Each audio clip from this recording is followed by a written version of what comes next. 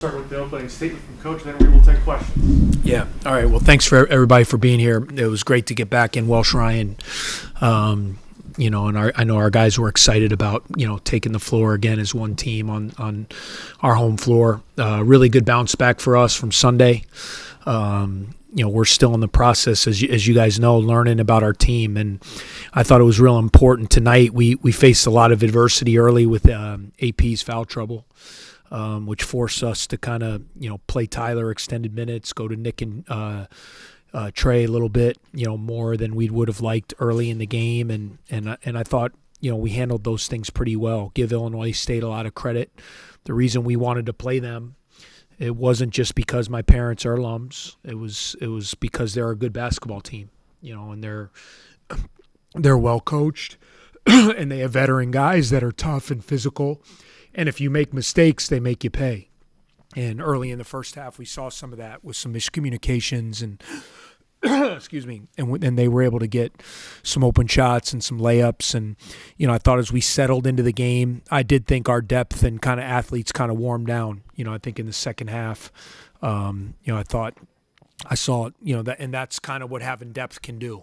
As you go through the game, and then, all of a sudden you can kind of extend it in the second half. So really proud of KJ Wyndham. Thought his minutes were huge tonight. He didn't play as well Sunday. He and I met after the game and really tried to encourage him to be ready to go tonight. I've said it a lot about this team, and I believe it.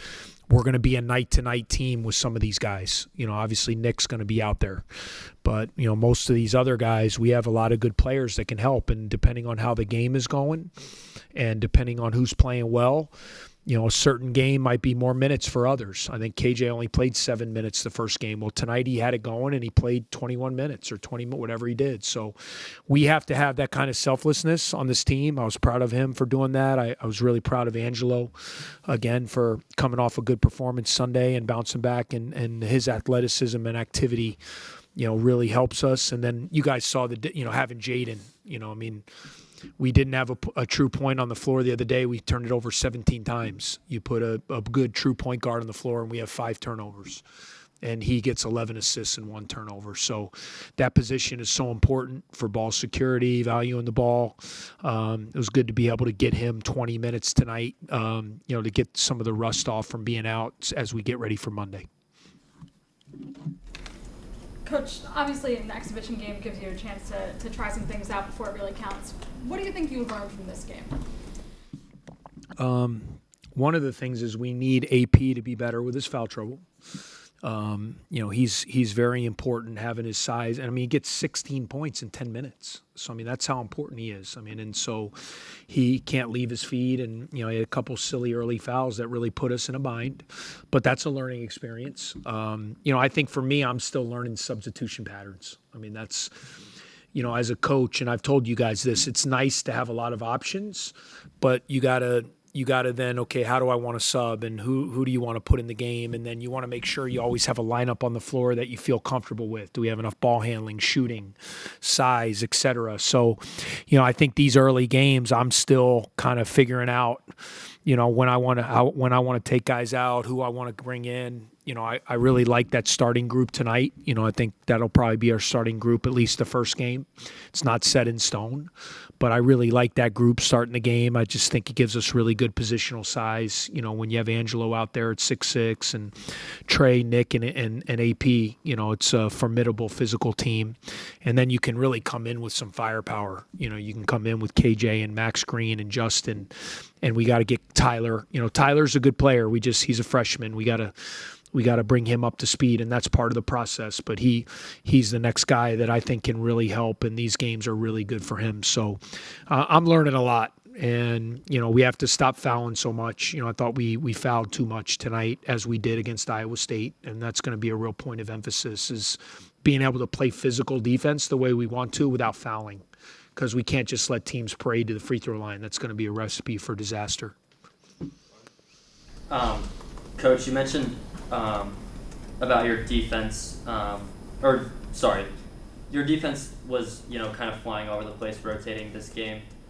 You did just mention the foul trouble, but how would you kind of just evaluate how the team did in terms of its rotations off the ball? I thought we played really hard. We were in a lot of scramble situations with their spacing and their ability to drive the ball, and then the big fella, who you got to double. It causes some scramble situations. I thought our effort and our ability to fly around was really good, and hopefully the more we play, we can be a little bit more solid with our habits. And fouling is part of it. You want to fly around, but you want to be really sound with your habits, and we want to continue to get better with our pick and roll defense. I thought at times when Illinois State had success, we got hurt in the pick and roll a little bit, so we want to keep shoring that up. And but the effort and intensity and fight was awesome, and if we do that, we'll put ourselves in a position to be pretty successful.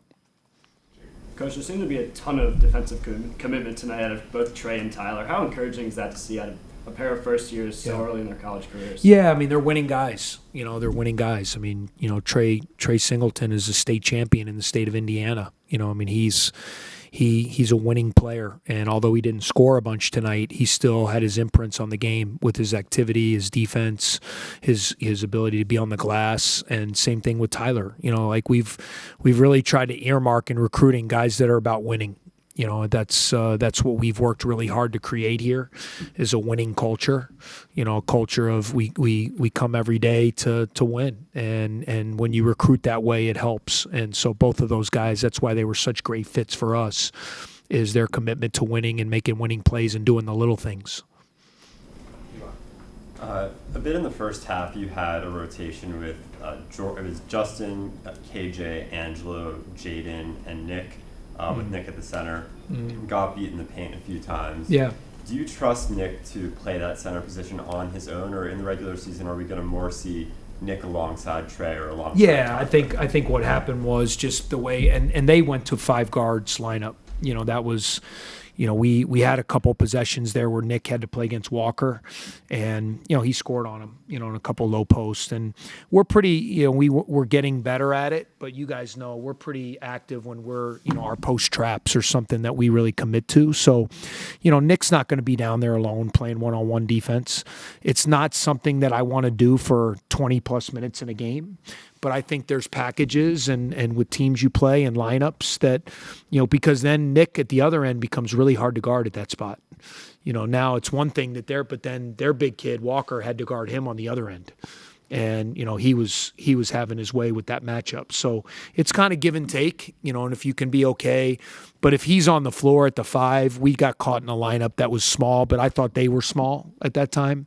And part of it was foul trouble and fatigue, but I don't love that lineup, but you just never know, and so you got to be ready for anything.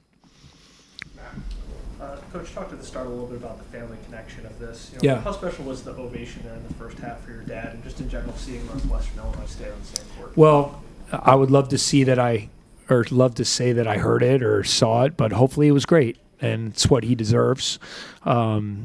My family jokes with me all the time. I am so oblivious to what's going on in the arena outside the game. I'm so laser focused, and a lot of times my wife or daughter will say, "Hey, did you hear that girl screaming, or did you hear that guy see that guy dancing around?" I was like, "No, I didn't see any of that stuff." So I heard that they were going to recognize him in one of the timeouts, and I really wanted to do that.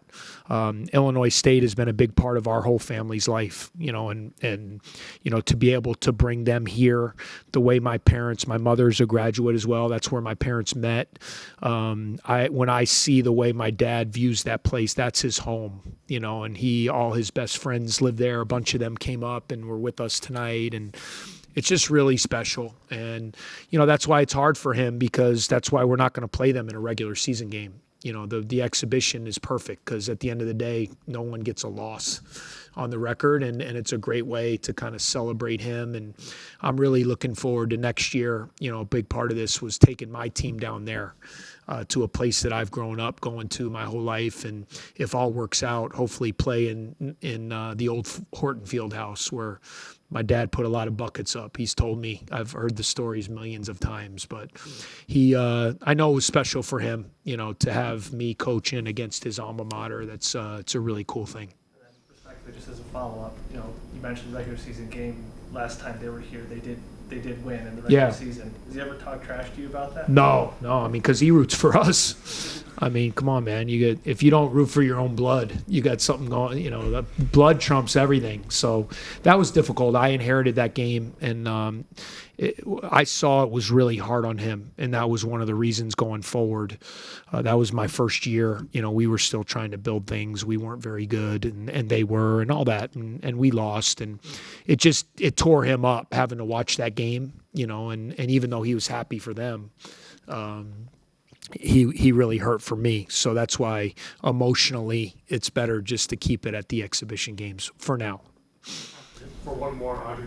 Yeah. Coach, you talked about the importance of having AP on the court. Just what can you say about the way he came back and played once he had 4 fouls when he came back? Yeah, I'm proud of him. For him, think about it in his career. He really hasn't been a high-minute guy that's been depended on at both of his stops. He's played, but he hasn't been that starting big guy who's counted on. So now all of a sudden, it's a good learning experience for him. And then he has to sit for a while. And we told him to come out and warm up hard at halftime, and he gets the first foul right away, first possession. Now he's got 4, and to have him come back and get some real positive minutes, that was important. I really wanted him to come back in and play and get a feel for the game, and we need him. You guys know, it's not a secret. We need his size. We need his talent. He can score in the block. He can block shots. He protects our basket. He can catch lobs. He caught a couple beautiful lobs tonight, and he's a big part of what we're doing, and we really need him to be on the floor. So hopefully we can learn from this and, make sure he doesn't play 10 minutes the next game, because we need him out there 20-plus for sure.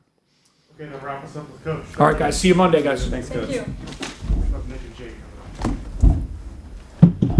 We got Nick Martinelli, Jayden Reid here. Any questions for these two? Jake? Nick, 6 guys in double figure scoring tonight. How does that just speak to the depth that this year's group has? Yeah, we have a ton of depth, and I think that was something that we really looked for in the portal. I think, we wanted to focus on, we were playing 39, 40 minutes a game, the top guys last year, and when guys went down, we didn't really have necessarily the depth that we wanted. And, we went out and got this guy. You guys could see he's an unbelievable playmaker, and AP, who can really score and block shots. Max, who can really shoot it. Trey, you guys saw as a freshman, he's just built different. Having those guys, it's been awesome. Jayden, what was it like being back on the floor and 11 assists tonight? How do you see the offense really work off of you a little bit? Yeah, I was just super excited to get back out there. Obviously, I missed the first game, new environment, new school. Just happy to put on the jersey, get out there in the Northwestern uniform, play with. I got a bunch of good guys around me, playing with talented players. Obviously, Nick, KJ had a good game today, Trey, AP. So it's just a lot of talented players on our roster, and I enjoy playing with them. It makes my job easier, honestly. Fun. Jayden, how does having a guy like Nick kind of help your transition into a new environment like Northwestern? Yeah. Nick has been a great help for me. Me and Nick got super close over the summer, even now in the games. I feel like the chemistry clicked automatically. It's been good playing with Nick. Obviously, all conference player, best player in the country, damn near. So he's been making it super easy for me, helping me out, teaching me what Coach Collins wants, what CeeLo wants on defense, and just how to carry on the Northwestern transition, because he's been here. Jayden, we saw you showing off in the second half your ability to push the ball in transition. Just talk about how much that's a part of your identity as a player. Yeah, obviously I'm not the biggest, strongest guy out there. My speed works to my advantage, so Coach Collins wants me to push the ball, pick up the pace. Obviously, we have the personnel to do it. AP could run as a big man. We got good wings that could fill the lane, shoot, run, and dunk. So just playing fast, pushing the tempo, getting the defense back on their heels, and obviously me just making a play after that. For either of you, a bunch of different lineups out there on the court tonight. Just what do you think you learned in this game playing with a bunch of different guys on the court? Yeah, I think it's just a testament to our culture. Guys don't really care, what position they're playing necessarily. They just care that they're out there, and they, just like he said, get to carry on the tradition, play our butts off, play for each other, just play the right way. I think, you'll see a ton of different lineups. I mean, for 3 years I've been here, we've had walk-ons starting. I played probably every position besides point guard, which is my favorite position, but it is what it is. But yeah, I think that's just part of being in this culture, is just doing whatever you can, whatever it takes to win, and whatever it takes to have your brother's back. Nick, you spoke about maybe not playing 39 or 40 minutes a game this year, maybe closer to the lower 30s, as Colin said yesterday. Kind of, how are you anticipating that playing out throughout the season, and how will that maybe help you take an extra step, or what are you anticipating there? Yeah, I mean, it's nothing different. I'm ready to play 50 minutes, 60 minutes if they need me to. So, if I don't do that, I'll be on the bench supporting the guys. If it comes to that, I'll play all those as hard as I possibly can. Time for a couple more. Matt? For Jayden, no, you unfortunately missed the Iowa State exhibition. Also saw you kind of wearing a sleeve on your left leg for this game. Do you feel like you're 100% going into the season? Yeah. I mean, obviously everybody has little minor aches and pains, but it's basketball. It's a contact sport. Nobody really feels 100% out there, but I'm ready to go. Last question, Jake. Nick, something that's become pretty much customary in this program. He's been a leap out of second-year players. You took one as a sophomore. Brooks took one as a sophomore. What are you seeing out of guys like KJ, guys like Jellos, and how they may take that second-year leap from their first year into this year now? Yeah, I mean, I definitely think getting to campus as a freshman is one of the most difficult things. For me, it was super difficult. My mind was spinning every single day, just trying to pick up on things. But for Jello and KJ, they got such a good experience playing, in meaningful games and meaningful minutes last year. And, yeah, they've worked their butts off this offseason. I think both of them are going to make major jumps. I think you even seen, just Jello just playing the right way. He was really listening to coaching. We have that 6-week period where everyone's off, everyone gets to go home. But unfortunately for us, this is home. So we're in there conditioning, working out, lifting, doing as much as we can. And he was in there every day getting after it. All right, that wraps up for tonight. Thank you. Thank you guys. Thank you. Appreciate it.